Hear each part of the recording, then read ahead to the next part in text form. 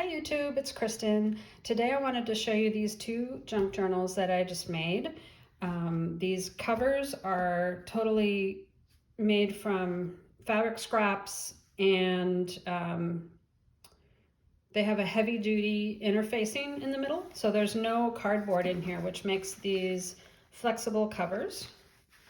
They can be flexed like that.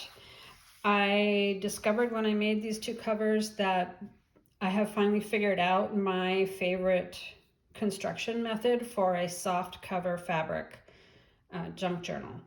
And I really think these came out super cute. They have this heavy duty interfacing is actually, it's used almost as if it was cardboard because it's three pieces. So there's a front cover, a back cover, and there's a spine piece. And then the fabric is all fused and stitched over that so that it has the gaps where the cover can fold, which on some of the other ones that I made, I didn't do that, but I think this is a better construction method. So I think these both came out really great. The other thing that I did was I added on one of these embroidered labels. It says a maker was here. I also added one on here, but I added it on the spine. Oops, it goes this way. And I didn't think about the fact that my binding strings would be going over the middle. So I didn't do that. When I made this one first and I did that on that one, then on this one I was like, oh, that could be an issue because the way I would normally make the binding is like this, and that would be right in the way. So I put it on the front here, and so in order to deal with that on this one, I had to do a different binding method, which is basically also a 3-hole pamphlet stitch, but one section here and one section here. And it holds the book just together fine. I just don't think that I would do that again. Also on this one, this is my hand, it's a hand carved stamp that I block printed with block printing ink on fabric. And I have a number of patches. I have, there's still some more mushrooms. I also have a You Are My Sunshine patch that I've used on a bunch of different things. And there's a couple of flower ones, I think, as well, but I'm slowly working my way through those patches on bags. I've used some on pin cushions. That's mainly it. I don't think I've put any on a quilt, actually. So anyway, if you see those in the future, that's what those are. So I'm going to go through these two little books. I did a very similar page construction in the middle. So they actually they're same kinds of papers in the same order in here. And what I did was I alternated vintage book pages, some not quite so vintage. This is definitely newer. But there are vintage book pages alternating with a cream colored writing paper. And there's also, each one has a doily, and you'll notice that the doily doesn't quite fit in there, which is something that I haven't done before.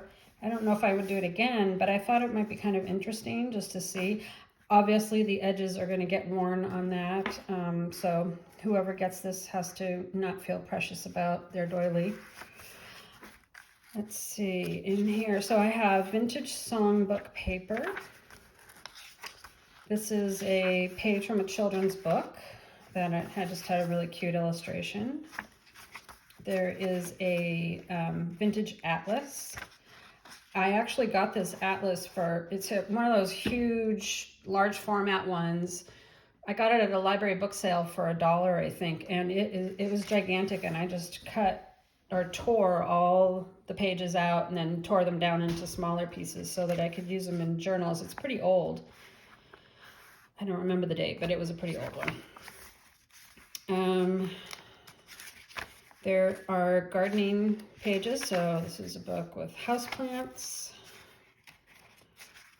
This is Vintage Ledger. I don't have very much Vintage Ledger. I've never bought very much of it, so I have a very small selection, but I did use some in these books, and this one just happened to have writing on the back. This is a different garden book. And then the middle piece is actually a piece, I think this came in a vintage songbook that I bought, and it's a handwritten melody on here that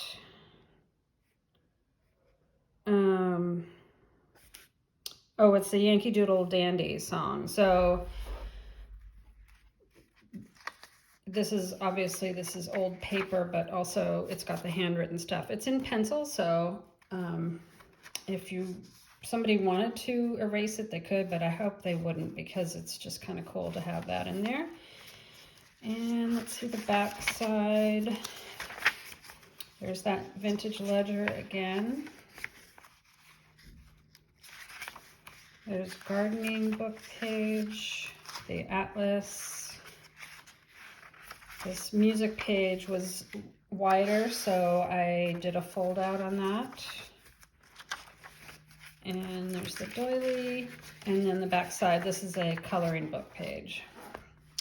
So I think that one really came out very sweet. These are both small. They are, let me see. They measure, it's approximately 4.5 by 6. So they're not huge, and they just have the one signature. So this one has the other half of that paper. It's got the doily, the other half of that songbook page, and the other half of the coloring book, or the it's not a coloring book page, it's a picture book page, although it almost looks like colored pencil. So that's that. There's the atlas and the houseplant book. There's the ledger, and this piece of ledger did not have any writing on it, so that's got a little more in the way of writing space. And then this is the other half of the music paper that was in the center of this one. I turned it around. It was because the lines are on that side, but I turned it around because there's all this writing about Yankee Doodle, like they were going to do a show or something like that, because it says make hats, view play recorder, in between, sing once before and once after. And then there's some more stuff about various things they were doing for some kind of little show, probably maybe a school show of some sort. So here you can see the way I did the binding. It was a 3-hole pamphlet stitch on the bottom and on the top. So these pages are quite secure, actually. And then there's the garden book. There's that ledger paper. It's a different garden book.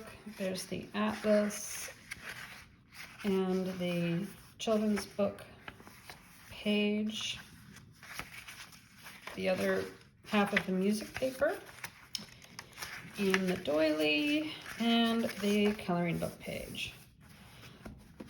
So these two are in my Etsy when you see this, and they are available for sale. And let me know what you think about them. I don't know, I'd love to know if this size journal is something that you like, a small kind of pocket size. What do you think about fabric covers? Do you like the soft cover nature of that? I don't know if, I'll probably make more, but I would love to know what people think about them, because if nobody thinks that they're all that great, then maybe I won't make so many. So anyway, that's it for today, and I will see you in the next one. Thanks for watching. Bye-bye.